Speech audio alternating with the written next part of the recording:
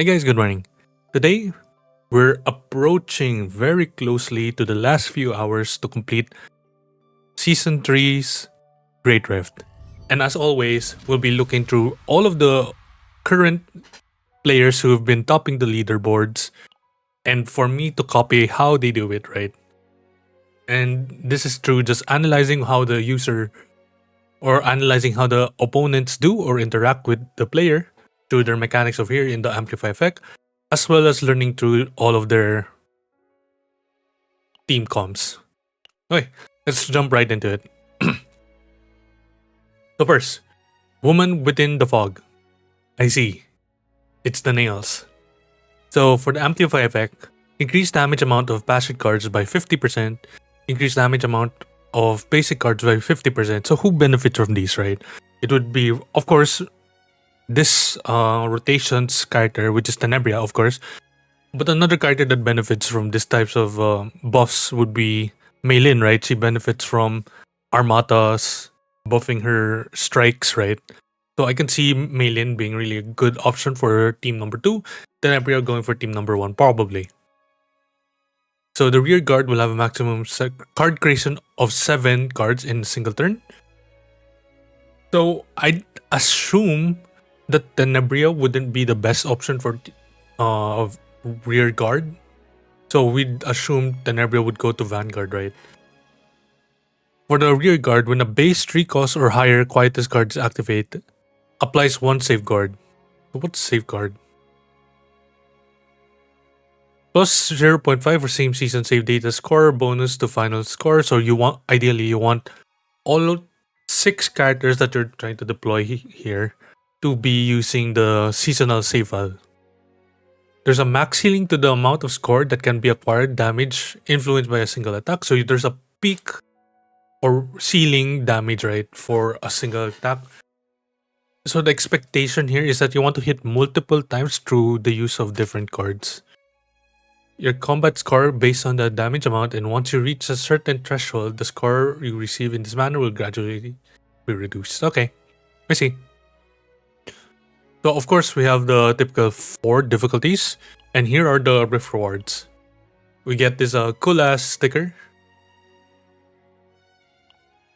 potential disc, and of course the more important things, we are going for the crystals, you know. As for cumulative, I wasn't able to do this, but that's fine. But still, in ideal world, if I wasn't too busy or if the players weren't too busy, you'd be running this at least like once a week until the season ends, whenever the Great Rift opens, right? But for our purposes right now, I'm gonna rush through it and see how much I can do. But based on how the players have been, like at first glance, we do know who are the best option to go for. So for bronze, we're seeing like a 9 Hyde Marie and Tenebria on second team. We're also seeing this a lot of quietest cards, right? Okay, so let's just jump right into it. Okay, for the first team, we're going for Horo. Congrats, Horo, for hitting the top rank at this moment. And I'm pretty sure Horo has been like consistently hitting at least top 5, right? And we see Aku here, a very familiar name as well. So let's look at the skills. Hyde Marie, interesting portrait over here. We're going for Sword Raid Spam. Okay. Triple Sword Rain for activate, and then we're using Effulgent expansion to create the Effulgent Blades. This is the typical Hyde Marie, one of the typical Hyde Marie builds we've been seeing, right? Creation of Effulgent Blades and then spamming Sword Rain. And then with these Epiphanies too, like reduce cost by 1. This is practically a free card. And then here. Okay. Yeah. So this is like a free Quietus use. I think it's for the purpose of using this Thread of Light and Effulgent expansion to create infinite amount of Effulgent Blades, right? As for the weapons, we have the Cthulhu's gun, or Senectus gun. So this is just typical like Hyde Marie best in slot gear. This one is whenever we create a card. So Nia and Cassius, our goat, would make this engravings be activated, right? And then this one is one of the best in slot for Hyde Marie too. Okay. As for the team number second combatant here, we're playing for draw and morale stacking through Dream World. Okay. This is interesting, right? So this one we're going for, I guess, triple ones or triple zeros. I'm guessing triple zero just for the Hyde Marie Sword Rain. And then we're having morale stacking as well as draw. So this is a free cast to draw one card with an additional of getting morale. So we're pumping up the damage of Hyde Marie over here. This one's draw 5, so we're able to get all of these Dream Worlds in play. And because these are quietest cards, right? And it has the added effect of discarding 2 random cards from draw pile. What happened is... I wonder if it would have been better if they went for a different like a Sword Rain build. And not to mention they're not running like the... I forget the name. Effulgent Compression or the compression skill, right? And then release. But discard 2 random cards on hand, and so what happens, I can assume, is that we're just discarding all of these cards, for example. So 4. Yeah, we're going for 4. 4, 4, 4, 4. I'm not sure how this works entirely. Because Quietus would activate this card, right? Okay. This one's just a standard thing. We're using the action count to proc, I believe. Oh, you don't have it. Action count. This one on morale. So we're getting more morale buffs through Hyde Marie's extra attacks. Okay. Yeah. So we're using this engraving to activate this engraving, which buffs ally attack, which is a Hyde Marie. Okay, pretty good. As for this Nia build, yep, just for Hyde Marie, more draws. We select a card, right, and then more of these. Okay, so I think this is a really good build. My only comment would be probably using a different Hyde Marie, something like since we're only for this specific Hyde Marie, there's only like 3 quietest cards who benefit. So having these many types of quietest cards might seem counterintuitive unless if we go for the compression, right? But the issue with compression is that you have to use all the effulgent blades. So I'm not sure if the main purpose of these cards or these 2 decks would be entirely for the use case of making a really high buff stacking morale Hyde Marie go boom. Okay, but still, we understand how Team 1 goes, right? So let's go for Tenebria, the goat. As always, whenever you try to build Tenebria, right, you always need the basic attack cards, especially with the condition we're in. Additional damage for basic cards, which is 100% too. So Incinerate, okay. Arpeggio is one of the better upgrades for Rhythm. And then select up to 3. So this is one of the standard builds for Tenebria. The main difference, I guess, would be this one has the Epiphany of gaining 2 morale, as well as having the Divine Epiphanies for vulnerable times 2, and then draw times 2. Really good build, my opinion. And then we have the criticism of this card. So when 7 or more cards in the graveyard, this is more likely to happen because we have the Rhythm Arpeggios, and these are 6 cards. Yeah, these are 6 cards that would go to the graveyard.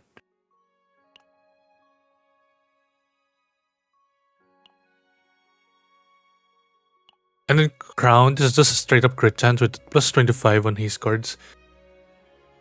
I think...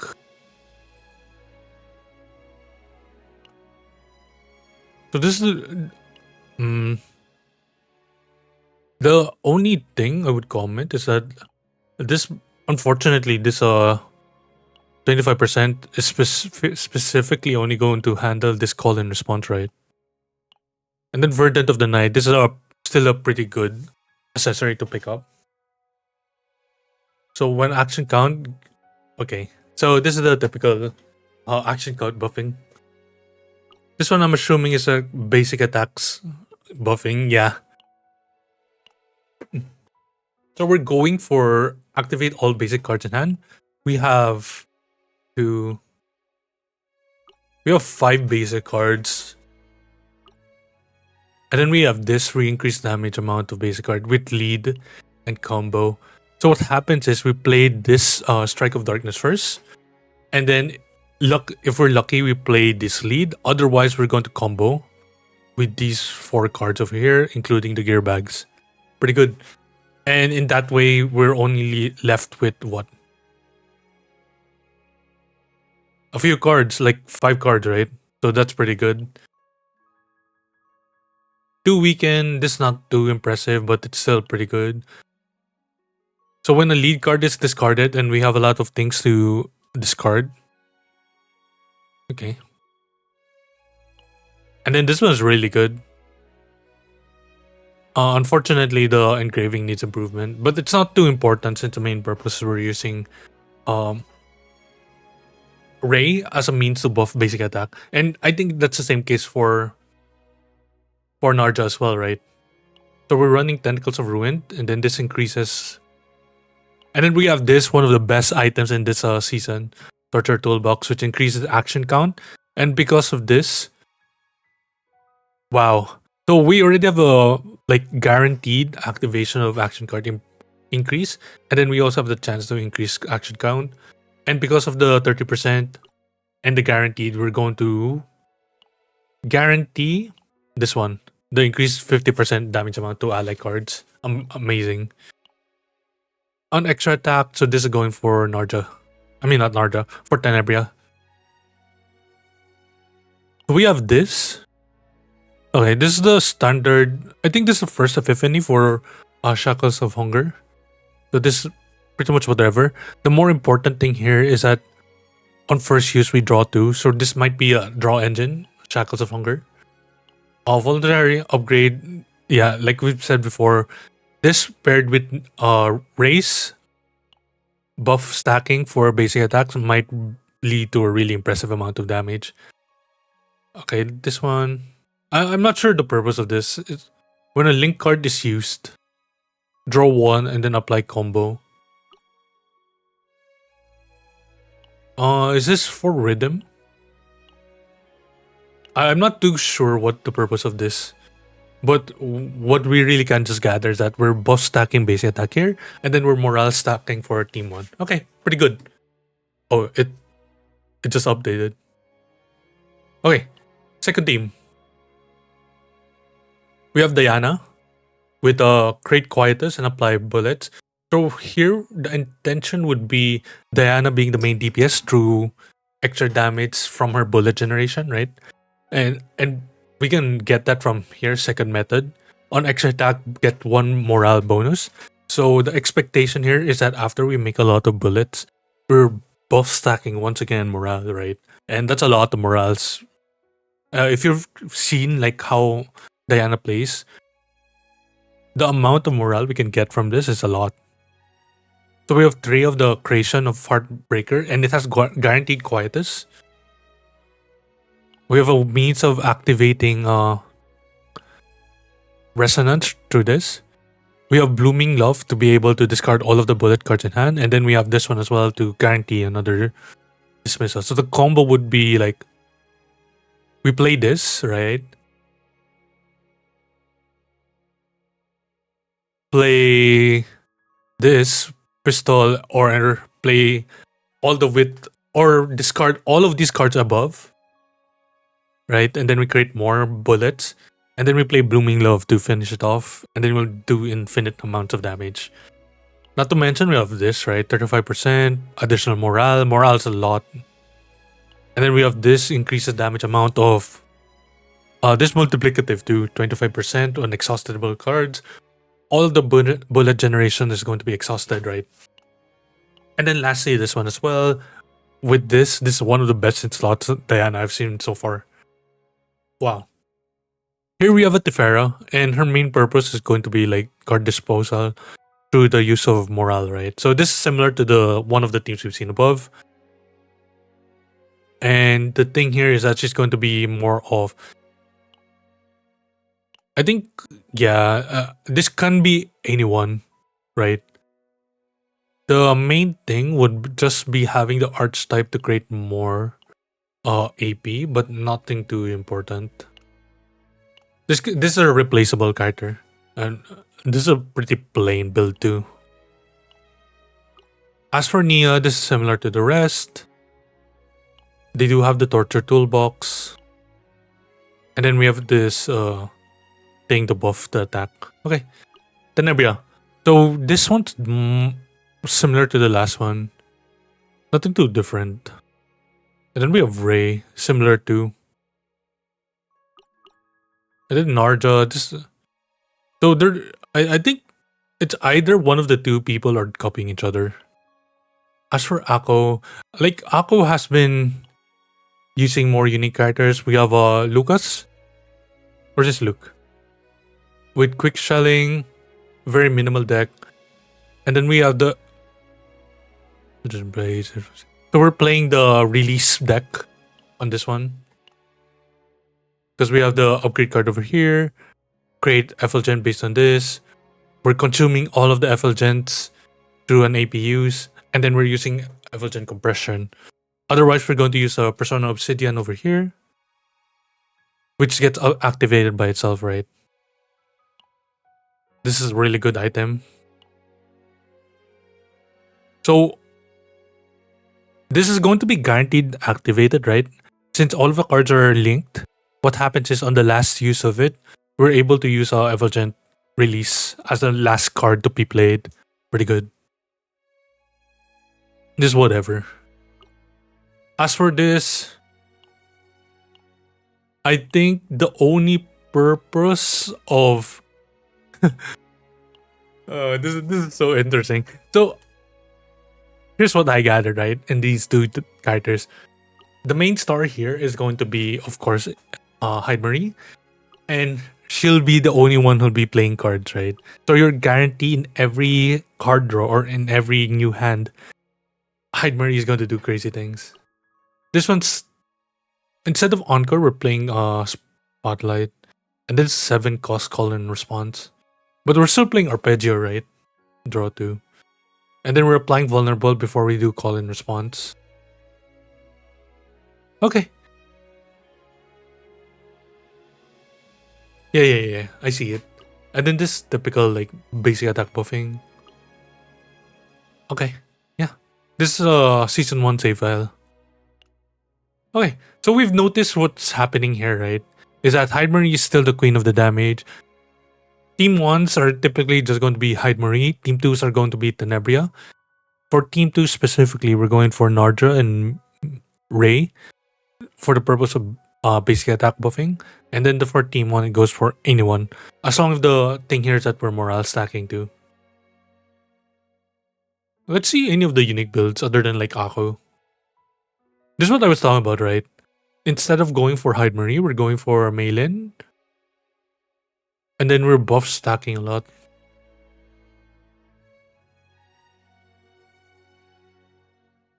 So this is a Maylin basic attack character.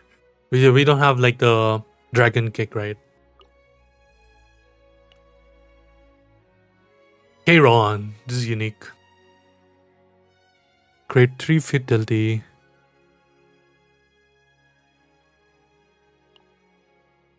Oh wow, we're playing Shockwave here. Create Overload. I've never seen this before. This is an interesting deck. Torch. Interesting profile card. And then we're buffing through the Torture Toolbox, right?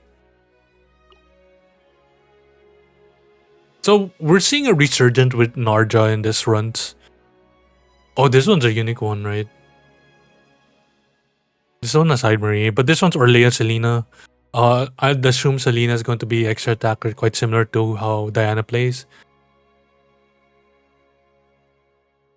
Hyde Marie, this is Hyde Marie special. This is Diana special. Yeah. Any more unique builds? Okay. So what have we gathered here, right? For this rotation of Great Rift, the teams who benefit a lot or having the best score so far involves having 2 units with. In each team, we need 2 units that deal passion damage. Next, they have to deal either basic attacks or have to be a really good DPS in the first place through the use of Hyde Marie or Diana or Tenebria. We've seen cases of Maylin and Selena as well. So I know what I'm going to run, guys. I don't know about you, but hopefully you guys learned something or at least try to like ponder on what to do, right? And that's it for the video, guys. Catch you all later. Bye.